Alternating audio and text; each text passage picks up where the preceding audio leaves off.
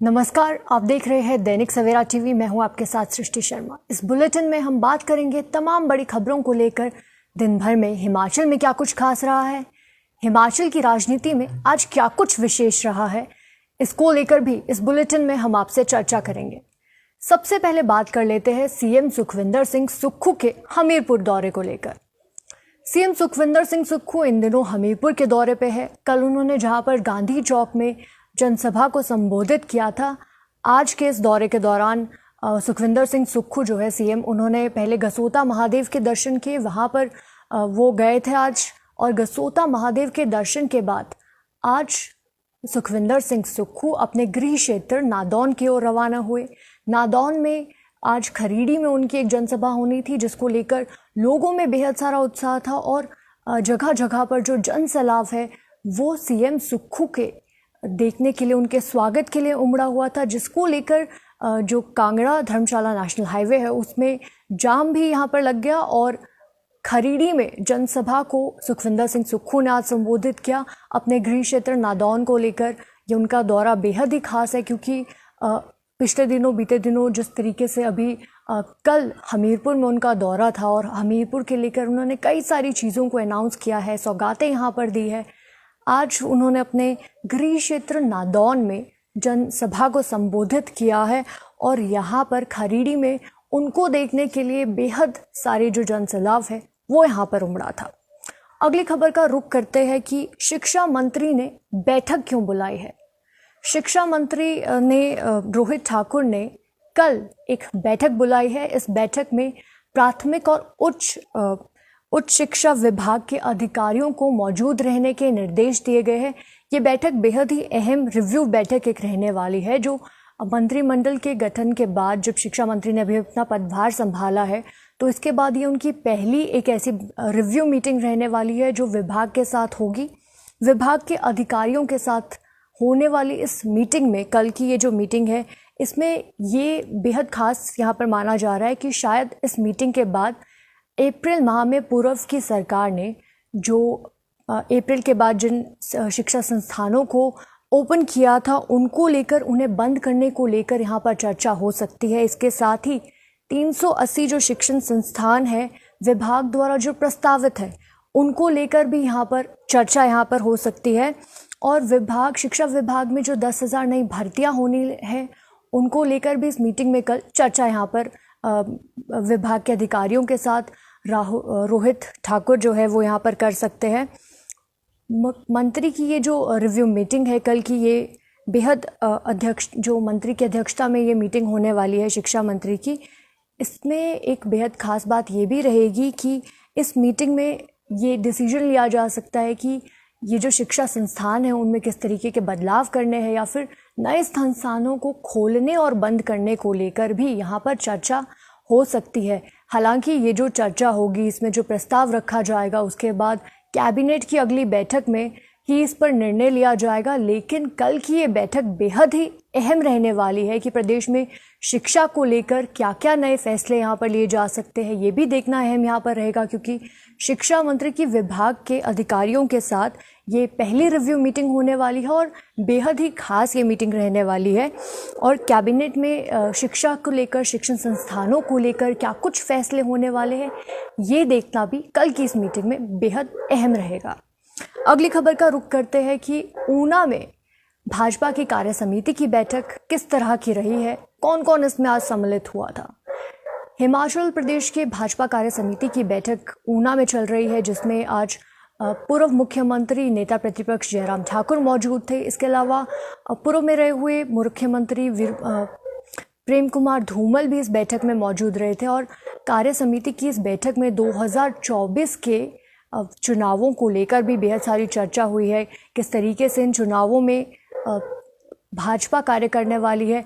इसको लेकर भी पूर्व मंत्री प्रेम कुमार धूमल ने भी यहाँ पर कहा है कि जिस तरीके से भाजपा कार्य कर रही है, उन्हें पूरा विश्वास है कि 2024 के लोकसभा चुनावों में भाजपा फिर से हिमाचल की चारों लोकसभा सीटों पर यहाँ पर मुकाम हासिल करेगी, और कामयाबी यहाँ पर ज़रूर चारों की चारों सीटें यहाँ पर भाजपा जीतने का दावा कर रही है।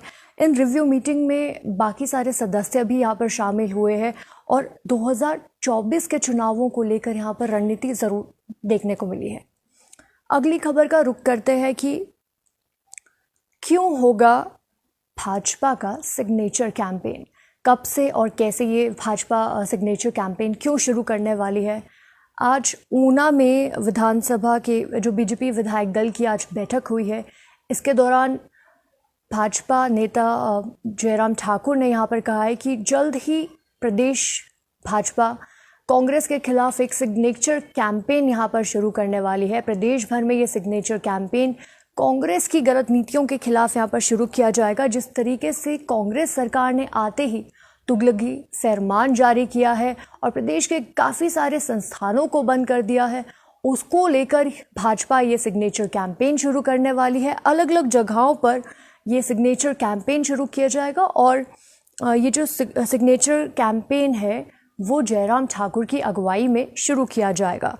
हालांकि जिस तरीके से जयराम ठाकुर का कहना है कि जिस तरीके से कांग्रेस ने सत्ता में आते ही मुख्यमंत्री सुखविंदर सिंह सुक्खू की सरकार ने जन विरोधी फैसले लिए हैं। 620 संस्थानों को शुरुआती दौर में ही बंद कर दिया गया है, जो कि पिछली सरकार द्वारा कैबिनेट में लिए गए निर्णय थे, उन्हें आते ही कांग्रेस की सरकार ने बंद कर दिया है। ये बेहद जन विरोधी फैसले हैं और इनके खिलाफ भाजपा यहाँ पर ये सिग्नेचर कैंपेन शुरू करने वाली है।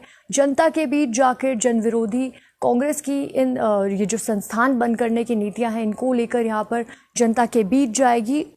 और इसके अलावा एक और यहाँ पर इल्ज़ाम जो है सुखविंदर सिंह सुक्खू सरकार पर जयराम ठाकुर ने लगाया है। उन्होंने कहा है कि जो प्रदेश की मौजूदा सरकार है, उन्होंने रिकॉर्ड तोड़ दिया है लोन लेने को लेकर। जिस तरीके से प्रदेश में अभी तक कार्य चल रहा था, प्रदेश की सरकार में प्रदेश 15 दिनों में ही नई सरकार ने आते ही 1000 करोड़ का लोन यहाँ पर प्रदेश में ले लिया है। और इसके अलावा 15 दिनों के भीतर जो 1000 करोड़ का लोन जो है कांग्रेस की सरकार ने प्रदेश पर डाल दिया है। और इसके अलावा भी फरवरी के महीने में 1500 करोड़ का और ज़्यादा लोन जो है प्रदेश की कांग्रेस सरकार लेने जा रही है, जो कि बेहद ही जन विरोधी फैसले हैं।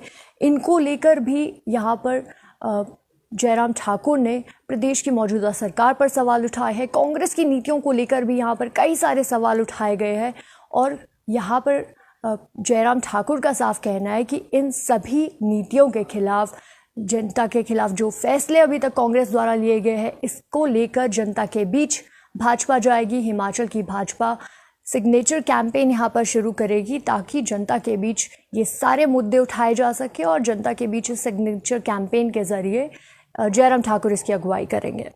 अगली खबर का रुख करते हैं कि प्रदेश में कहाँ पर 2 दिनों में 2 पुल ढह गए। मामला जो है ये चंबा के भरमौर का है। भरमौर में बीते 2 दिनों में 2 जगहों पर 2 पुल ढह गए हैं। हालांकि भूस्खलन की वजह से, मलबा आने की वजह से ये दोनों जगह पर जो है पुल ढह गए हैं। पहला मामला जो है शुक्रवार रात को होली के चोली ब्रिज के टूटने का है, जहां पर चोली का जो ब्रिज है वो टूट गया था और इसके ढहने से 2 ट्रक नदी में बह गए थे, रावी नदी में, और इनमें एक ट्रक चालक की मौके पर ही मौत हो गई थी। हालांकि जो दूसरा मामला है वो कल शुक्रवार को यहाँ पर ये चोली ब्रिज टूटा और शनिवार को अगले ही दिन लूना पुल ढह गया। लूना पुल ढहने से भी जो रास्ते हैं वो ब्लॉक हो गए थे। जो संपर्क है भरमौर ज़िले का वो आसपास के इलाकों से टूट गया था। इस दोनों पुलों के क्षतिग्रस्त होने के बाद अभी पठानकोट, कांगड़ा और चंबा डिपो की काफ़ी सारी बसें इस एरिया में फंस गई थी और लोग काफ़ी देर तक इन जगहों पर फंसे रहे, क्योंकि जो चोली का ब्रिज है उसके टूटने के बाद यहाँ पर वैकल्पिक मार्ग बनाने का कोई ऑप्शन नहीं था अभी तक, तो उसके लिए लोगों को नदी पार करके ही अभी दूसरी तरफ जाना पड़ रहा है। हालांकि अभी दूसरा पुल जो है लूना में ढह गया है, मलबा आने के कारण ये पुल भी ढह गया है। दोनों ही पुल मलबा आने के कारण ढह गए हैं। हालांकि अभी जो BRO की जो टीमें हैं नेशनल हाईवे को इसे ठीक करने में जुटी हुई है और वैकल्पिक मार्ग जो है यहाँ पर देखा जा रहा है कि किस तरीके से इन दोनों ब्रिज के टूटने के कारण जिस तरीके से भरमौर का संपर्क आसपास के इलाकों से कट गया है, कैसे उसे ठीक किया जाए। जल्द से जल्द इसको ठीक करने के लिए भी यहाँ पर कार्यवाही ज़रूर की जा रही है। अगली खबर का रुख करते हैं कि प्रदेश में कहां पर युवकों से नशा पकड़ा गया है। मामला कुल्लू जिले का है। कुल्लू में एसआईयू की जो टीम है उनके द्वारा 2 युवकों को 441 ग्राम चरस के साथ गिरफ्तार किया गया है। दोनों युवक जो है वो उनमें से एक युवक हमीरपुर ज़िले का बताया जा रहा है और दूसरा युवक सेंज घाटी से संबंध रखता है। मामले की जो एसआईयू की टीम है, पुलिस ने नाकाबंदी की थी। पुलिस को जब दोनों ही आरोपियों को यहाँ पर चरस के साथ गिरफ्तार किया गया है। पुलिस टीम ने लाडजी के पास नाकाबंदी की हुई थी।